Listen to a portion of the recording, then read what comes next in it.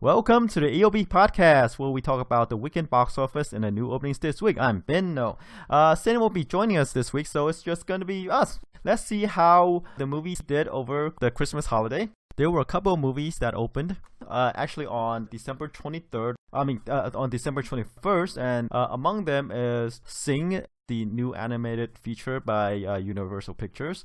There is the Chris Pratt, Jennifer Lawrence, a sci-fi romance thriller called Passengers, and the comedy starring James Franco and Bryan Cranston called Why Him, and Michael Fassbender, a video game adaptation, Assassin's Creed.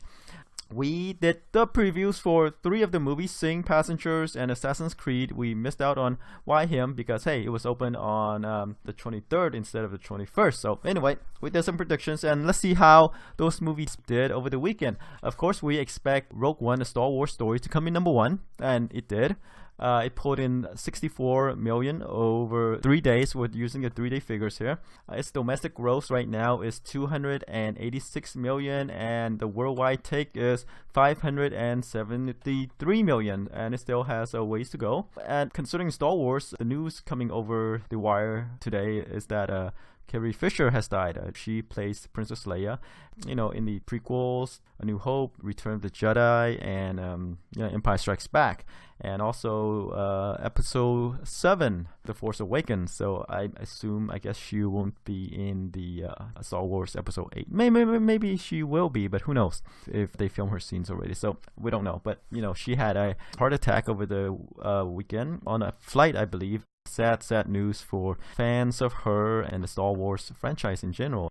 Rogue One, a Star Wars story, is as we said previously, it's the first movie to see if they can expand Disney, can expand beyond the mainline storyline, and they can, and they did. This opening proved that it did, and of course the budget is $200 million with a worldwide take of $573 million and counting. It's gonna do well, and it bodes well for Episode 8 that's coming up next year.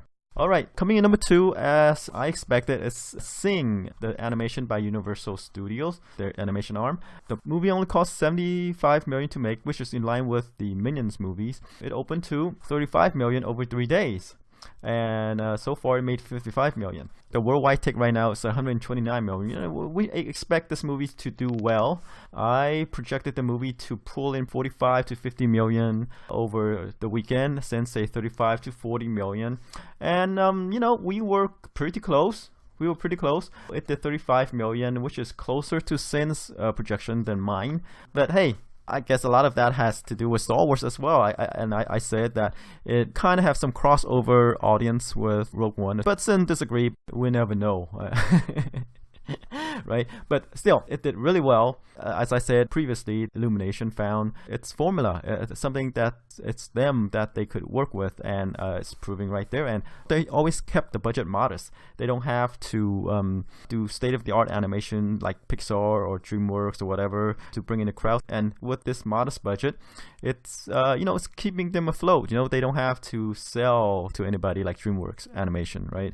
Sing goes to prove that, along with Sausage Party, by the way, that you don't need to have state-of-the-art animation to make money or to be successful. And I think Sing is one of these movies that could prove to other studios that, hey, animation doesn't need to be at the level of the Pixars, the Disneys. It doesn't have to have an over $100 million budget to make it. And I think we're going to see more animations, in general, from other studios. They're going to take a bet on it, and maybe at a lower budget they could do it. They don't need to look as good as the Pixars, right? They could do something like Sing, which is good enough, and the movie is carried by the story and the personalities involved and the characters.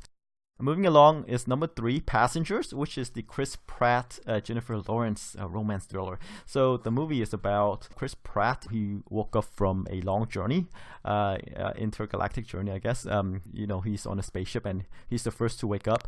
And unbeknownst to him, there's something wrong with the ship. That's why he woke up early. And while he's roaming around the ship, he saw this beautiful woman played by Jennifer Lawrence. She's a reporter who's hoping to make a new life for herself at the New new colony. And smitten by her, he woke her up as well. And I guess being alone, they kind of hit it off on the spaceship. And then, I guess the last half of the movie is them dealing with the coming disaster that befell the ship. That movie did only 15 million over 3 days. I said it would probably pull in 20 since it's a bit more bullish with 25 million. I think we had that number based on the strength of the, who's in it, of the stars, Chris Pratt, and who's, off of Guardians of the Galaxy, and Jennifer Lawrence with the Hunger Games and other movies. But this movie only managed to pull in 15 million, and worryingly, over 4 days, or was it 5 days? It only did so far it only did 22 million. That is not good. The budget is 110 million. They were projecting it higher.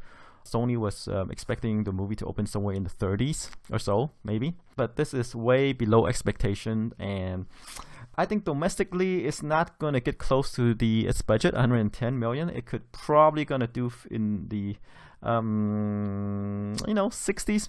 I don't know. We'll see how well it could hold up, but the reviews are not good. On Rotten Tomatoes, Passenger only has a 32%, which is pretty bad for a sci-fi genre film anchored by 2 major stars. But internationally, it's where the hope is going to be. Chris Pratt and Jennifer Lawrence are huge overseas, and it doesn't seem like it's open they don't have numbers for the overseas yet. So we'll see how we'll do overseas, but it's going to lose money domestically, but its hope lies overseas. Okay, and then coming in number 4, surprisingly, is the comedy Why Him? Stars James Franco as a internet billionaire who is trying to marry the daughter of a guy played by Bryan Cranston, and it's kind of in line of a Meet the Fockers kind of, except it's kind of reversed. It's actually the guy, James Franco, playing this wild, crazy guy, and Bryan Cranston playing the straight guy. And the reviews are not good, 42%. We didn't preview this movie because like I said, we missed out on this one. It managed to put in 11 million over the weekend. I guess it's a decent opening for a movie that cost 38 million. It's gonna make money for the studio, and it's a comedy. It's an R-rated comedy, and with a budget like 38 million, it could last throughout the holidays despite poor reviews. 11 million opening is okay, like I say, due to the low budget, and it depends on how leggy it is. And I suspect that it might, since it is a comedy and it's going to be slow kind of over the next couple of weeks. And number 5 is Assassin's Creed. It's the movie based on a video game franchise that's starring Michael Fassbender, and it is not good. To put it, only has a 19% on Rotten Tomatoes. That's the reviews. So critics hated it. The movie only pulled in 10 million over 3 days. Let's see. Yeah, my projections was 10 to 15 million. Sensei 10 million. So it is within our projections. We didn't have high hopes for the movie, and as you know, video games adaptations, with a couple exceptions like Angry Birds, are a very mixed bag that tends toward the bad side. Like I said in the last podcast, video game adaptations right now, movies, are kind of like the superhero movie genre. In the 80s and 90s, they weren't taken seriously. They're still trying to figure out what works and what doesn't. And right now, right here, we're seeing the result, despite the big budget. Supposedly, the budget is 125 million, but I've heard that, according to some reports, that it might be as high as close to 200 million. So budget is high because of the special effects and actions and all the set pieces. 10 million opening over 3 days. It's not going to cut it. The reviews are bad, so it's not like people are going to rush out to see it. I don't think people who are fans of this franchise, the games, are going to rush out to see this movie. Just like Warcraft a couple months ago, right? It bombed here, but it's huge worldwide. So again, this movie might have a huge audience overseas, but who knows, right? It might be one of those movies that the adaptations that fails at the box office, even overseas, they might get ignored because Assassin's Creed is not a huge online phenomenon like World of Warcraft is. It's mostly a single player game, and I don't think it's gonna do that well, it's probably gonna bomb, really, even at the worldwide box office. So something to keep an eye on, because that's the movie it is. All right, so number 6 is Moana. It fell to number 6. It only put in about 7.7 million over the weekend. The domestic gross right now is 180, and the worldwide take is 337 million. So its domestic take and its foreign take is pretty close, 54% and 45%. Can't complain. All right, number 7 is a movie that expanded called Fences, released by Paramount. It stars Denzel Washington and Viola Davis. It's also directed by Denzel. The movie opened limited on December 16, and it's getting a wide release right now over the weekend. As to what the movie is about, let's take a look. Fences. An African-American father struggled with race relations in the United States while trying to raise his family in the 1950s and coming to terms with the events of his life. That's according to the synopsis on IMDb. So it is a family drama. I don't know why it's released wide. I think it's because of Denzel Washington. And with only a predicted average of nearly 3,000, it's okay, not great. So far, the gross is only about nearly 7 million. So it's one of these movies that's because it stars Denzel Washington, who is a big box office draw. I don't think this movie's gonna get any higher, even though it's released wide. Okay, coming in number 8 is La La Land. It expanded into more theaters, pulled in 5.7 million over the weekend. The domestic gross right now is 13 million, and its total gross, worldwide gross right now is 34 million. It's a musical starring Ryan Gosling and Emma Stone. About two people who are trying to make it into show business. Emma Stone as an actress, Ryan Gosling as a musician.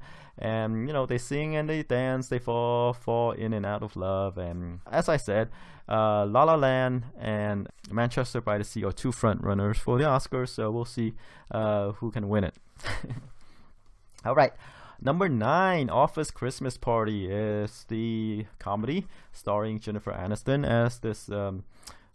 she's playing in her stern boss-like figure and co-starring Jason Bateman, Rob Corddry, Kate McKinnon, Olivia, among others. This movie pulled in 5.1 million over the weekend, 42 million domestic so far. Worldwide is doing 81 million, and the budget is pretty decent at 45 million. So yeah, it's one of these movies that exists, to take advantage of the theme, holiday theme. It's gonna make some money on in theaters, and then it's gonna make a lot of money on video. It's doing decent. Rounding out the top 10 is Collateral Beauty, the drama starring Will Smith, who plays a father that's dealing with grief over the loss of his daughter. And the movie co-stars Helen Mirren, Edward Norton, Michael Pena, Naomi Harris, Keira Knightley, Kate Winslet, and others. This is Will Smith in his drama mode. And when Will Smith is in his drama mode, the results are mixed, or kind of like this. These movies are not huge blockbusters like his fans. These are not the movies that his fans are looking for. This is Will Smith trying out his acting chops. And the results are sort of predictable. We both kind of, I think Sen and I had the movie opening higher, right? Say 20 million, Sen said 12.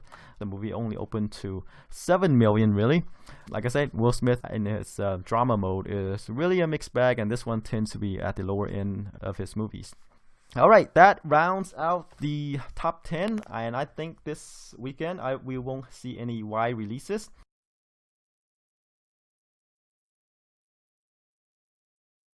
The next big movie coming out on January 6th is Underworld Blood Wars. And then A Monster Call. I think it's getting its expansion.